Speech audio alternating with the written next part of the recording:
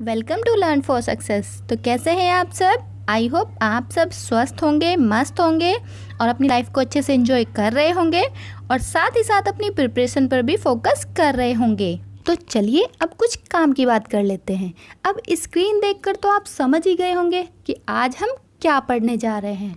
तो आज का टॉपिक है हमारा मौर्य वंश। आज हम मौर्य वंश के कुछ इम्पोर्टेंट क्वेश्चन डिस्कस करेंगे। तो पहले मौर्य वंश के बारे में कुछ डिटेल में जान लेते हैं।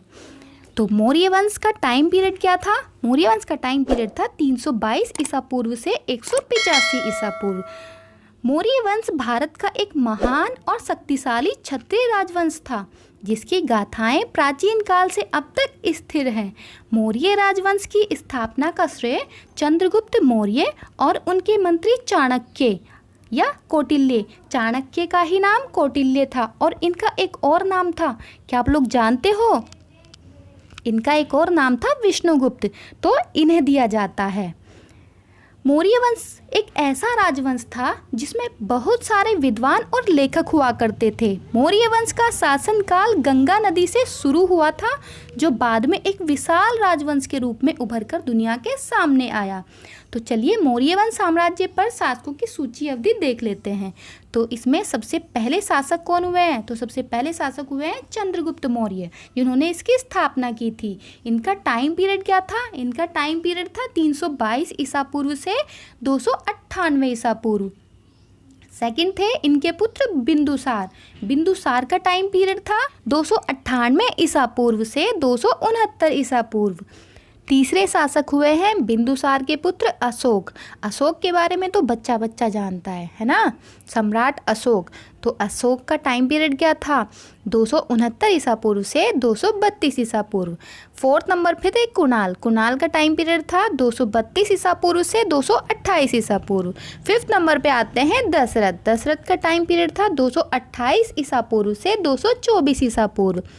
फिर है संप्रति। संप्रति का टाइम पीरियड था 224 से 215 ईसा पूर्व। सातवें नंबर पर आते हैं शालीशुक। शालीशुक का टाइम पीरियड था 215 ईसा पूर्व से 202 ईसा पूर्व।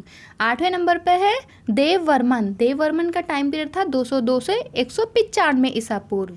फिर है शतधन्वन। शतधन्वन का टाइम पीरियड है 195 ईसा पूर्व से 187 ईसा पूर्व। और लास्ट थे बृहदर्थ। बृहदर्थ का टाइम था 187 ईसा पूर्व से 185 ईसा पूर्व।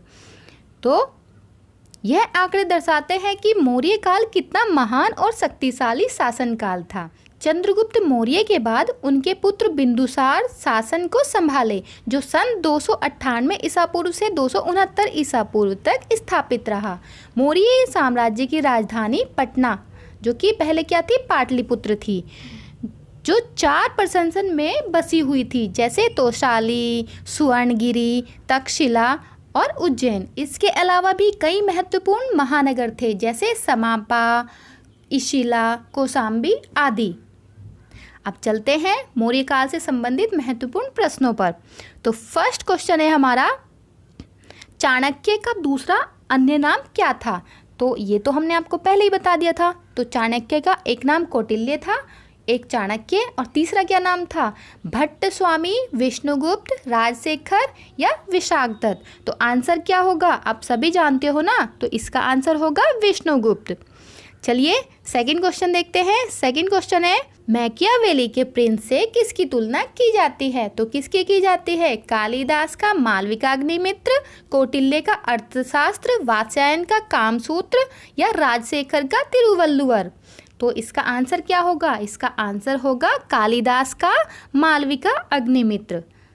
ठीक है, तो मालविका अग्निमित्र किसकी कहानी है? ये मालविका और अग्निमित्र की कहानी है जो कि कालिदास के द्वारा रचित है। थर्ड क्वेश्चन है, वह शासक कौन था जिसने राज सिंहासन पर बैठने के लिए अपने बड़े भाई सुसीम की हत्या की थी? तो अगर आपने इसका सीरियल देखा होगा या मूवी देखी होगी तो आप जरूर इसका आंसर बता दोगे। तो कौन था वो? अशोक, अजातशत्रु, कनिष्क या सिमुक। तो इसका आंसर क्या होगा? इसका आंसर होगा अशोक। फोर्थ क्वेश्चन देखिए, अशोक की वह पत्नी कौन सी थी जिसने उसको सबसे ज़्यादा प्रभावित किया था? तो वह कौन सी थी? चंडालिका, चारुलता, गौतमी या कारुबाकी। तो इसका आंसर क्या होगा? इसका आंसर होगा कारुवाकी। 5th क्वेश्चन देखिए, अशोक ने अपने सभी अभिलेखों में एकरूपता से किस प्राकृत का प्रयोग किया है? तो किसका किया है? अर्धमागधी का, शौरसेनी, मागधी या अंगिका का? तो इसका आंसर क्या होगा? इसका आंसर होगा मागधी। 6th क्वेश्चन देख लेते हैं, बिंदुसार ने विद्रोहियों को कुचलने के लिए अशोक को कहाँ भेजा था? तो उसने अपने बेटे को अशोक को कहाँ भेजा था? स्वर्णगिरी, तक्षशिला, उज्जैन या वैशाली? तो उसने कहाँ भेजा था? तक्षशिला में। आगे देखिए, किस व्यक्ति का नाम देवान प्रियदर्शनी भी था? तो ये किसका नाम था? मौर्य सम्राट अशोक का, मौर्य सम्राट चंद्रगुप्त का, गौतम बुद्ध का या भगवान महावीर का? तो ये नाम किसका था? मौर्य सम्राट अशोक का।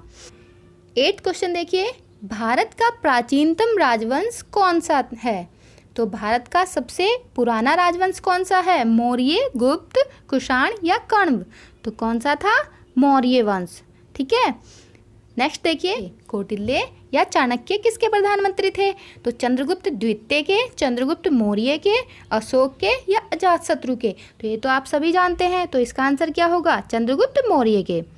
आगे देखिए, कलिंग विजय के उपरांत अशोक महान ने किस धर्म को अंगीकार कर लिया था? तो कलिंग में जब उसने बहुत बुरी दुर्दशा देखी तो क्या किया था? उसका हृदय परिवर्तन हो गया था। किसका? अशोक का। तो उसने उस टाइम पे फिर क्या किया था? धर्म अपना लिया था। कौन सा? जुडाइज्म, बौद्ध, हिंदू या जैन? तो उसने कौन सा धर्म अपनाया था? उसने अपनाया था बौद्ध धर्म। ठीक है। आगे देखिए, चंद्रगुप्त के शासन विस्तार में किसने मुख्य रूप से मदद की थी? तो किसने की थी? शुद्धोधन, उमागुप्त, चाणक्य या शूद्रक? तो किसने की थी? इसका आंसर होगा चाणक्य ने, क्योंकि चाणक्य ने ही उन्हें सब कुछ बताया था। चाणक्य की सहायता से ही वो इतने बड़े राजा बने थे। नेक्स्ट देखिए, सांची किस कला व मूर्ति कला का निरूपण करता है? तो किसका करता है? जैन, बौद्ध, मुस्लिम या ईसाई? तो इसमें क्या है? इसका आंसर होगा बौद्ध धर्म। आगे देखिए, प्राचीन भारत का प्रसिद्ध शासक कौन सा था जिसने अपने जीवन के अंतिम दिनों में जैन धर्म को अपनाया था? तो कौन था? चंद्रगुप्त मौर्य, अशोक, समुद्रगुप्त या बिंदुसार? तो अशोक के बारे में तो अभी पढ़ा है, उन्होंने कौन सा धर्म अपनाया था? बौद्ध धर्म।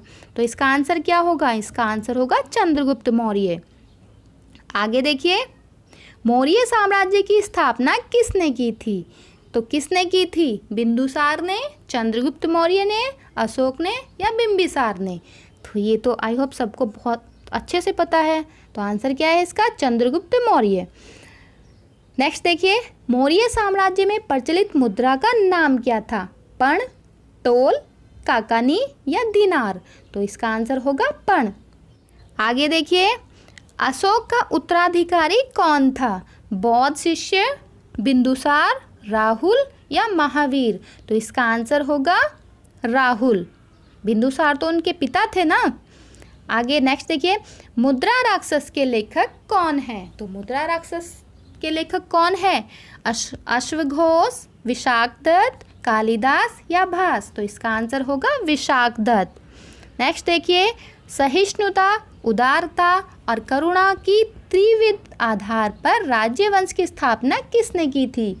अशोक ने, अकबर ने, रणजीत सिंह ने या शिवाजी ने? तो आंसर क्या होगा इसका? इसका आंसर होगा अशोक ने। नेक्स्ट देखिए, मालवा, गुजरात एवं महाराष्ट्र किस शासक ने पहली बार जीते थे? हर्ष ने, स्कंदगुप्त ने, विक्रमादित्य ने या चंद्रगुप्त मौर्य ने? तो इसका आंसर क्या होगा? इसका आंसर होगा चंद्रगुप्त मौर्य ने। नेक्स्ट देखिए, निम्नलिखित में से किस शहर में अशोक के शिलालेख नहीं है?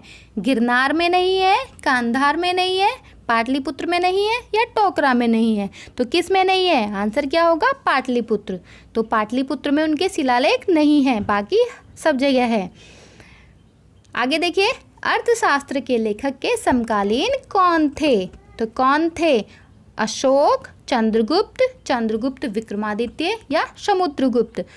तो इसका आंसर क्या होगा? इसका आंसर होगा चंद्रगुप्त। आगे देखिए, नंद वंश के पश्चात मगध पर किस राजवंश ने शासन किया था? तो इसका आंसर क्या होगा? मौर्य, शुंग, गुप्त या कुषाण? तो आंसर क्या है इसका? इसका आंसर है मौर्य वंश ने। आगे देखिए, मौर्य काल में शिक्षा का सर्वाधिक प्रसिद्ध केंद्र कौन सा था? तो मौर्य काल में कौन सा था? वैशाली, नालंदा, तक्षशिला या उज्जैन? तो इसका आंसर क्या होगा? इसका आंसर होगा तक्षशिला में। तक्षशिला सबसे फेमस था।